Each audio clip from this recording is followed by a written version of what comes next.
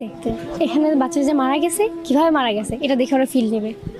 মানে এখানে ধ্বংসস্তূপ ওরা দেখতে আসছে। এখানে ওরা মুড়ি খায়, ঝালমুড়ি খায়, তারপরে হচ্ছে ফুচকা খায়, আখের রস খায়, আর দেখে আমাদের ধ্বংসস্তূপটা দেখে দেখে ভিতরে বাচ্চা বাচ্চা ছোট ছোট বাচ্চাদের নিয়ে আসে। বাচ্চারা মানে এটা মজা নিচ্ছে এটা দেখে, ভিডিও করে ওরা, ছবি তোলে এখানে।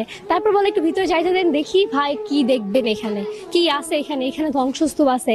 এখানে আমাদের চোখের সামনে ছোট ছোট বাচ্চাদের লাশ ছিল, এখানে এখানে ওদের লাশগুলো উপরে উঠে গেছে। এইগুলো ওরা দেখতে আসতেছে।